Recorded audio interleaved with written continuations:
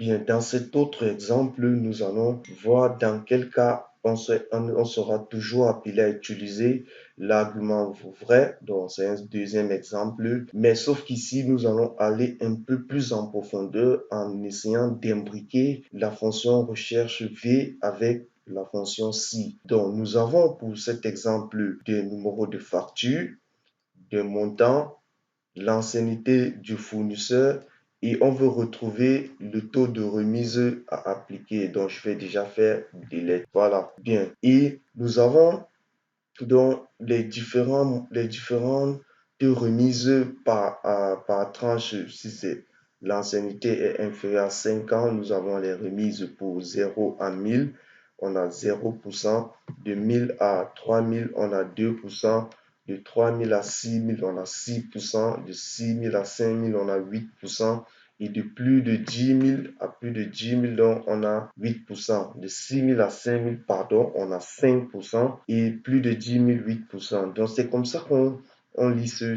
type de tableau, et c'est comme ça aussi que vous allez être appelé à organiser vos données par tranche. Vous voyez bien qu'on va du plus petit au plus grand. On avait dit que la condition, il faudrait que notre base soit classée dans l'ordre croissant. Bien. Ensuite, nous voulons donc retrouver le montant de la remise à appliquer selon que le fournisseur soit ancien, donc selon que l'ancienneté du fournisseur soit inférieure à 5 ans ou supérieure à 5 ans. Donc, vous comprenez qu'on a un test logique à appliquer sur l'ancienneté, ensuite qui va nous permettre de déterminer la table dans laquelle on doit rechercher le taux de remise. Donc, premièrement, je vais nommer mes différents taux de remise pour ne pas faire long mes formules. Vous voyez, lorsque je sélectionne là les différents taux pour inférieur à 5 ans, il me dit là inférieur à 5 ans. Donc, on va le refaire ensemble. Donc, je vais changer dans le nom. Je vais dire inf.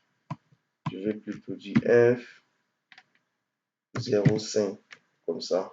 OK. Et ici, je vais l'appeler sup 0,5. C'était déjà nommé. Je suis là dans la barre de formule et non dans la barre de nom. Donc, je me place là. Je sélectionne ici. Vous voyez, supérieur à 5 ans. Je me positionne dessus. Je dis sup 0,5.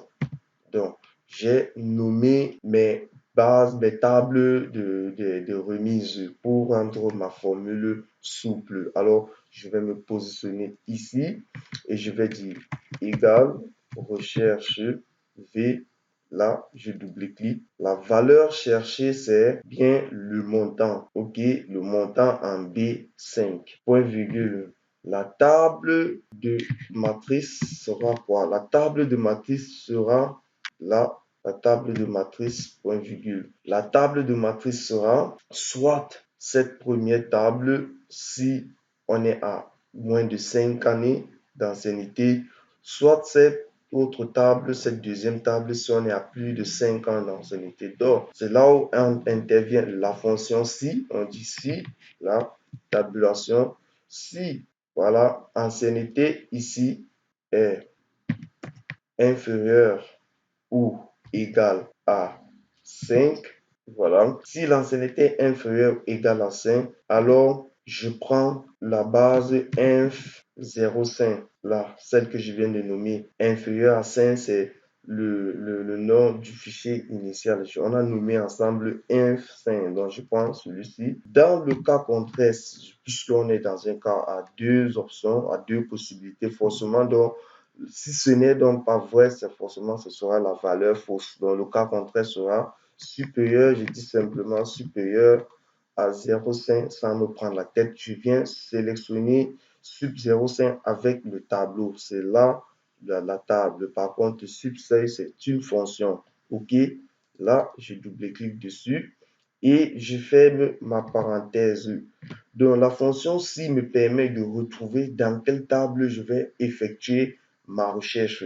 Ensuite, point virgule, le numéro index que je vais lire pour les deux tables sera le taux de remise qui est à la deuxième colonne. Donc, je vais dire 2, là, point virgule, et la valeur que je vais afficher, je vais chercher en fait la valeur approximative ou la correspondance approximative de la valeur cherchée. Donc, si je ne trouve pas 3500, je dois chercher la correspondance approximative, c'est-à-dire la plus proche. Donc, pour ce cas, je vais prendre l'argument vrai, nous l'avons vu, et je vais fermer ma parenthèse validée avec entrée. Ici, j'ai supprimé le 0 qui était là, je remets OK. Là, je peux me positionner ici et tirer ma formule vers le bas.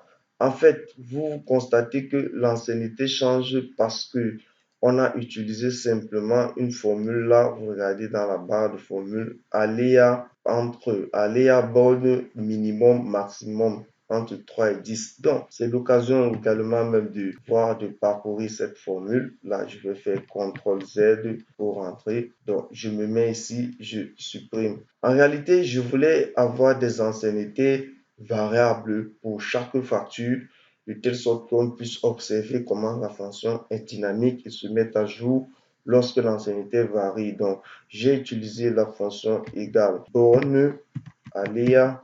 Donc, là, aléa, pardon, on commence par aléa entre bornes. Voici ça ici, aléa entre bornes. Donc, je vais définir un chiffre de façon aléatoire et je dois définir l'intervalle. Donc, minimum, je dis 3, point virgule, maximum 10, je ferme la parenthèse, il va me retrouver dans un nombre entre 3 et 10. Si je tire, c'est valable donc pour tous les cas. OK, donc on a utilisé cette formule à titre d'exemple pour avoir retrouver des chiffres de façon aléatoire entre 0, entre 3 et 10 pour définir l'ancienneté pour chaque fournisseur. Donc, ainsi, on a vu dans quel cas utiliser, un deuxième cas où on est appelé à utiliser la valeur vraie. Vous avez vu vrai parce qu'il va chercher 3500. S'il ne trouve pas 3500, il va chercher la valeur la plus proche en dessous. Donc, entre 3000 et 6000, 3500 et ici, il va chercher inférieur à 3500, à 6000, pardon. Il va lire sur 3000, 3%. OK, donc c'est comme ça que la valeur vraie fonctionne dans l'argument. Et le si, le test logique qu'on a mis au niveau de valeur vraie, pardon, au niveau de table de matrice, au niveau de la table de matrice, on a bien mis, vous voyez comment j'ai audité ma formule. Lorsque je me positionne entre la parenthèse de la recherche, j'ai les arguments de la recherche. La valeur cherchée, c'est bien B5. La table de matrice, c'est bien mon test logique. Ensuite, le numéro d'index colonne à l'I2 et la valeur proche vraie. OK? Donc, si je me mets maintenant à l'intérieur de la parenthèse de si, ça me permet d'auditer la fonction si. Mon test logique s'effectue sur l'ancienneté en C5. La valeur si vraie, c'est la première table de matrice inférieure à 5. Et la valeur si faux, c'est la deuxième table supérieure à 5. Donc, c'est plus ou moins simple d'imbriquer la fonction si dans la fonction recherche V lorsqu'on a une table qui peut être flexible selon un critère. Donc, également, même on peut toujours poser la logique sur la valeur cherchée. Donc, on peut être dans un cas où la valeur cherchée, dans le premier argument ici en dessin, la valeur cherchée est fonction d'un ou deux ou de trois critères.